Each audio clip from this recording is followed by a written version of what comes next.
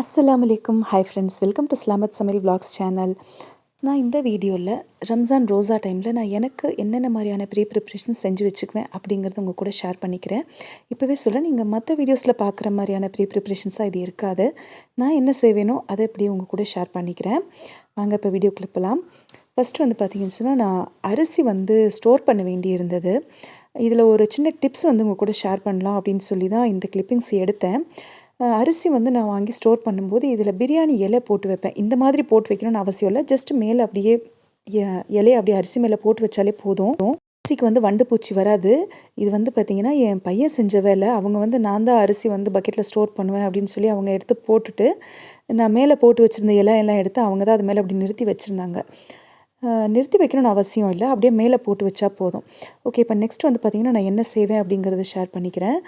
ரோஸா டைமில் கண்டிப்பாக எனக்கு ரெகுலராகவே கடலக்காய் சட்னிக்கு கடலக்காய் தேவைப்படும்னு ஆல்ரெடி சொல்லியிருக்கேன். ஸோ கடலக்காய் வறுத்து வச்சுக்கிறேன். கூடவே பார்த்திங்கன்னா, பிரியாணி கிரேவிக்கும் கடலக்காய் அது தேவைப்படும். அதுக்கும் சேர்த்து தான் வறுத்து வச்சுக்கிட்டேன். அடுத்தது பார்த்திங்கன்னா, ஸ்வீட் கார்ன் வாங்கிட்டு அதுவும் உதுத்து எடுத்து வச்சுக்கிட்டேன். கொஞ்சம் பல்காகவே நிறையவே வாங்கி உதுத்து எடுத்து வச்சுக்கிட்டேன். ஏன்னா இஃப்தார் டைமில் ஸ்நாக்ஸ்க்காக இருக்கட்டும், இல்லை கிட்ஸோட லஞ்ச் பேக்குக்காக இருக்கட்டும், பேக் பண்ணுறதுக்கு தேவைப்படும். அதுக்காக தான் அதையும் உரித்து ஸ்டோர் பண்ணி வச்சுட்டேன்.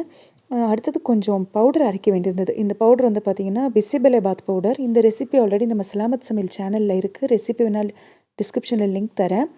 இந்த பவுடரும் பார்த்திங்கன்னா, நம்மளுக்கு டின்னருக்காக இருக்கட்டும், இல்லை கிட்ஸோட லஞ்சுக்காக இருக்கட்டும், இது செஞ்சு வச்சிட்டோன்னா டக்குன்னு நம்ம சமைச்சிடலாம். அதுக்காக ரொம்ப முக்கியமாக எனக்கு எப்போவுமே கிச்சனில் ஜீரா மேத்தி இருக்கும். இது பார்த்திங்கன்னா, நான் ஆல்ரெடி இதுவும் நம்மளோட சேனலில் இருக்குது. இது இருந்தால் எனக்கு எல்லா சமையலும் ஈஸியாகிடும். இதோட அளவு பார்த்திங்கன்னா, ஈக்குவலான அளவில் துவரம்பருப்பு, அரிசி, சீரகம், வெந்தயம் இதெல்லாம் எடுத்துகிட்டு வறுத்து வச்சுக்குவேன். இது எப்போவுமே வீட்டில் இருக்கும் சமையலுக்கு. இது வச்சு நிறைய ரெசிபிஸ் செய்யலாம். லிங்க் டிஸ்கிரிப்ஷனில் கொடுக்குறேன் பாருங்கள். இது ஒன்று இருந்ததுன்னா சாம்பார் இருக்கட்டும், இல்லை தேங்காய் குழம்பு, இந்த மாதிரி நிறைய ரெசிபிஸ் இது வச்சு செய்யலாம். செம்ம டேஸ்ட்டாக இருக்கும். இது இல்லாமல் நான் செய்ய மாட்டேன். இதுவும் செஞ்சு வச்சுட்டேன். அடுத்தது பார்த்திங்கன்னு சொன்னால், கொஞ்சம் பச்சை பயிரும் மூக்கு கடலையும் ஊற வச்சு முளைக்கட்டை வச்சு எடுத்து வச்சுக்கிட்டேன். இது ரொம்ப அதிகமாக இல்லை, ஒரு 2-3 தரத்துக்கு வர்ற மாதிரி அப்பப்போ செஞ்சுக்கிறது 2-3 தரத்துக்கு எடுத்து வச்சுக்கிட்டேன். அடுத்தது பார்த்திங்கன்னா, அவரைக்காவும் உரிச்சிட்டு அதில் ஒரு பாதி பாக்ஸ் பண்ணி எடுத்து உரிக்காமல், அதாவது பிதுக்கம்பருப்பு செய்யாமல் அப்படியே எடுத்து வச்சுக்கிட்டேன். பார்த்திங்கன்னு சொன்னால், அவரைக்காய் உருளைக்கிழங்கு போட்டு குழம்பு வைக்கிறதுக்கு நல்லாயிருக்கும்.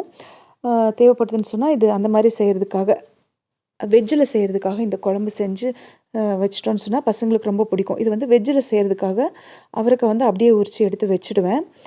ரைஸோ இல்லை டிஃபன் ஐட்டமோ நம்ம செஞ்சோன்னு சொன்னால் இது வச்சு சாப்பிட்றதுக்கு ரொம்ப நல்லாயிருக்கும். இன்னொரு பாதி பார்த்திங்கன்னா, அவரைக்காய் ஊற வச்சுட்டு பிதுக்கம்பருப்புக்கு எடுத்து வச்சுட்டேன். ஒரு பெரிய பாத்திரத்தில் ஒரு 5லேருந்து 6 மணி நேரத்துக்கு பிதுக்கம்பருப்பு பண்ணுறதுக்கு இந்த அவரைக்காயை ஊற வச்சிட்டோன்னு சொன்னால் நல்லா ஊறி வந்துடும். ஜஸ்ட் இப்படி கையில் அழுத்தும் போதே பார்த்திங்கன்னா, அந்த தோல் தனியாக, உள்ளே இருக்கிற அந்த அவரைக்காய் தனியாக பிரிஞ்சு வந்துடும். இந்த மாதிரி இப்போ பார்க்கும்போதே உங்களுக்கு தெரியும். இந்த பிதுக்கம்பருப்பு ரொம்ப ரொம்ப முக்கியம். அவரைக்காவை விட எனக்கு பிதுக்கம்பருப்பு தான் வீட்டில் அதிகமாக செலவாகும். கொஞ்சம் இது கஷ்டம்தான், நம்ம பிதுக்கி எடுக்கிறது. இருந்தாலும் அது செஞ்சு வச்சிட்டோன்னு சொன்னால் சமையல் பார்த்திங்கன்னா, ஒரு 15 மினிட்ஸ்லேயே டக்குன்னு ஆகிடும். ஏன்னா நம்ம அவரைக்காய் பிதுக்கி எடுத்து ஃப்ரீசரில் வச்சுடுவோம். கூடவே இதுக்கு தேவையான இஞ்சி பூண்டு பேஸ்ட்டாக இருக்கட்டும், இல்லை தேங்காய் இருக்கட்டும், கொத்தமல்லி, புதினா ரெடியாகவே இருக்கும் நம்மளுக்கு. அதனால் இது நம்ம பிதுக்கி வச்சிட்டோன்னு சொன்னால் இந்த குழம்பு ரொம்ப ரொம்ப சிம்பிளாக வச்சுனா ரொம்ப டேஸ்டியும் கூட. ஒரு 2-3 நாள் வரைக்கும் இந்த குழம்பு தாங்கும், ஒன்றும் ஆகாது. சூடு பண்ணிவிட்டு ஃப்ரிட்ஜில் எடுத்து வச்சிட்டோன்னு சொன்னால், இது வச்சு நம்ம குஷ்கா இருக்கட்டும், இல்லை டிஃபன் வெரைட்டியாக இருக்கட்டும், எதுவாக இருந்தாலும் நம்ம செஞ்சுக்கலாம்.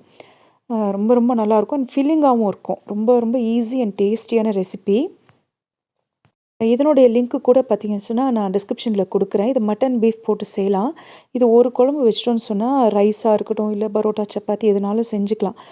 டக்குன்னு நம்மளுக்கு வேலை ரொம்ப சிம்பிளாக ஈஸியாக முடிஞ்ச மாதிரி இருக்கும். அதனால் அவரைக்காய் பிதுக்கம்பருப்பு செஞ்சு எடுத்து வச்சுக்குவேன். குழம்பு சொன்ன மாதிரி ஒரு 20 மினிட்ஸில் வச்சிடலாம். அடுத்தது பார்த்திங்கன்னு சொன்னால், மட்டன் இல்லைன்னா பீஃபில் கொஞ்சம் கிரேவி செஞ்சு வச்சுடுவேன். இந்த கிரேவி பிரியாணி கிரேவி மாதிரி செஞ்சுடுவேன். ஏன்னா பிரியாணி கிரேவி செஞ்சு வச்சிட்டோன்னு சொன்னால் ரொம்ப ரொம்ப சிம்பிள் பிரியாணி செய்கிறது.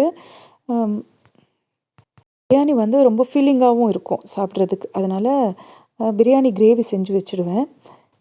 அண்ட் இந்த பிரியாணி ரெசிபியும் கூட ஆல்ரெடி நம்ம சலாமத் சமையல் சேனலில் இருக்குது. லிங்க் டிஸ்கிரிப்ஷனில் கொடுக்குறேன் பாருங்கள் இந்த கிரேவி.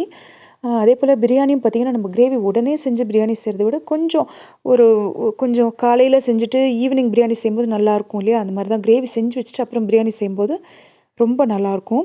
நான் இந்த கிரேவி வச்சு பிரியாணி மட்டும் செய்ய மாட்டேன். இன்னும் 2, 3 ரெசிபீஸ் செய்வேன்.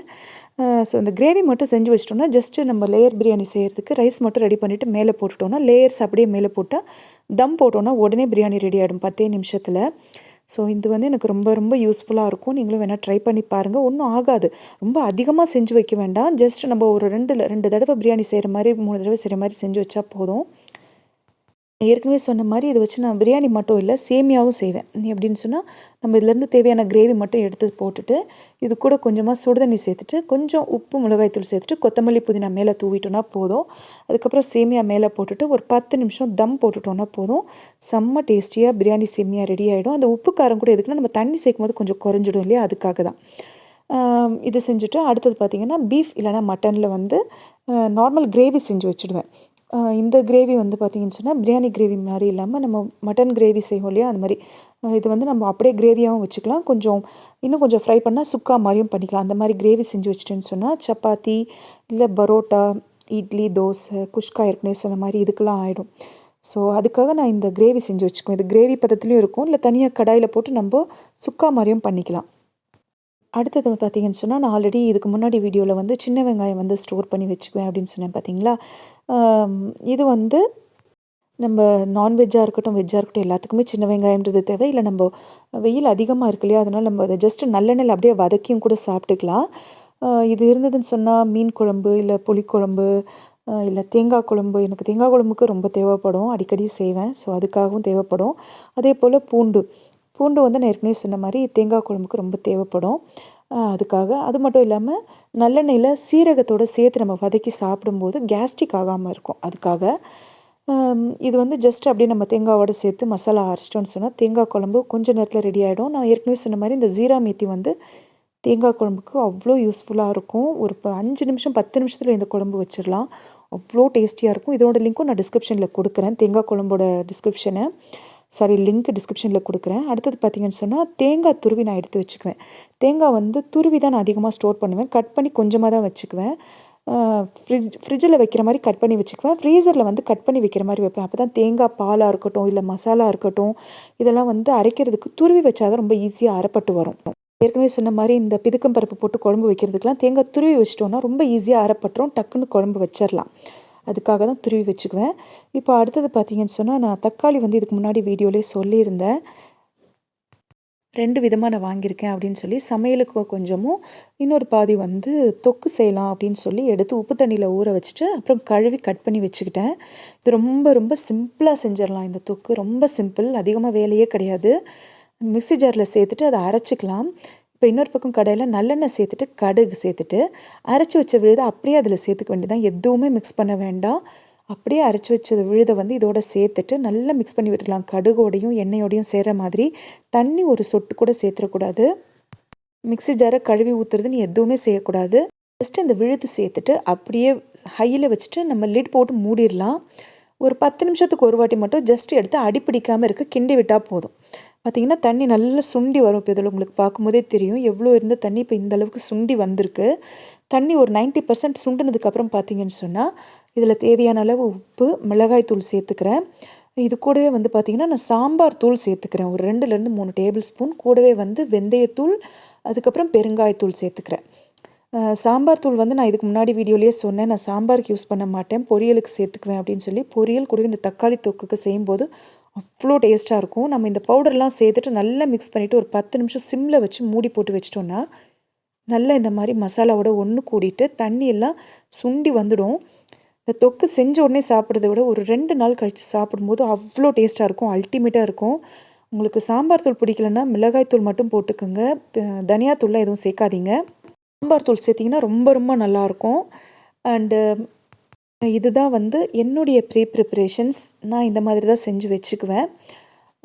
உங்களுக்கு இது பிடிச்சிருக்கு அப்படின்னா மறக்காமல் லைக் அண்ட் சப்ஸ்கிரைப் பண்ணுங்கள்.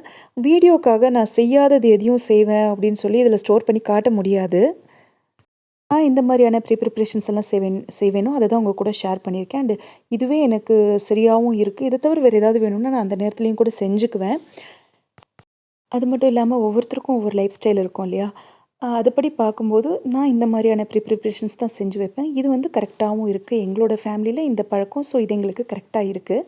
உங்களுக்கு இது பிடிச்சிருக்கு, இந்த டிப்ஸ் எல்லாம் பிடிச்சிருக்கு அப்படின்னா மறக்காமல் லைக் அண்ட் சப்ஸ்கிரைப் பண்ணுங்கள். உங்களோட சப்போர்ட் எனக்கு கொடுங்க. மறுபடியும் இன்னொரு வீடியோவில் மீட் பண்ணலாம்.